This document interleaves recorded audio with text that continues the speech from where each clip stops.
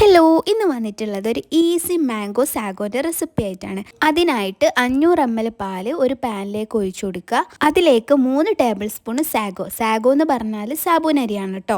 എന്നിട്ട് അടച്ച് വെച്ചിട്ട് നമുക്കിത് വേവിച്ചെടുക്കാം കേട്ടോ. നമ്മൾ ഇടയ്ക്കിടയ്ക്ക് തുറന്ന് നോക്കി ഇങ്ങനെ മിക്സ് ചെയ്ത് കൊടുക്കണം, അല്ലെങ്കിൽ അടിയിലൊക്കെ പിടിക്കാൻ നല്ല ചാൻസ് ഉണ്ട്. ഇപ്പം നമ്മളെ സാഗോ ഒക്കെ നന്നായിട്ട് വെന്തിട്ടുണ്ട്. ഇനി ഇതിലേക്ക് മധുരത്തിനായിട്ട് ആദ്യം തന്നെ മിൽക്ക് മെയ്ഡ് ചേർത്ത് കൊടുക്കാം. ഒരു 1/4 കപ്പ് മിൽക്ക് മെയ്ഡാണ് ഞാൻ ചേർത്ത് കൊടുക്കുന്നത്. എന്നിട്ട് നന്നായിട്ട് മിക്സ് ചെയ്തെടുക്കുക.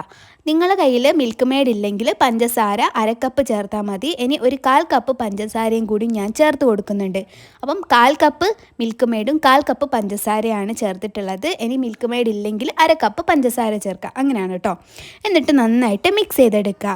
ഇനി നമുക്കിതൊന്ന് സ്റ്റൗ ഓഫാക്കി വെക്കാം. ഇതൊന്ന് തണുക്കുമ്പോൾ അതൊന്ന് കുറുകി വരും കേട്ടോ. ഇനി സെറ്റ് ചെയ്യാനായിട്ട് ഒരു ബൗളോ അല്ലെങ്കിൽ ഒരു ഗ്ലാസ്സോ എന്തെങ്കിലും എടുക്കുക. അതിലേക്ക് നല്ല ടേസ്റ്റുള്ള മാങ്ങ ആണെങ്കിൽ ഒന്നുകൂടി നല്ല ടേസ്റ്റ് ഉണ്ടാവും. അതിൻ്റെ മുകളിൽ നമ്മൾ ഈ സാഗോൻ്റെ മിക്സ് ചേർത്ത് കൊടുക്കുക. പിന്നെ നമ്മൾ മാങ്ങ പിന്നെ ഇടുക. ഇങ്ങനെ ഈ പ്രോസസ്സ് റിപ്പീറ്റ് ചെയ്ത് കൊടുക്കുക കേട്ടോ.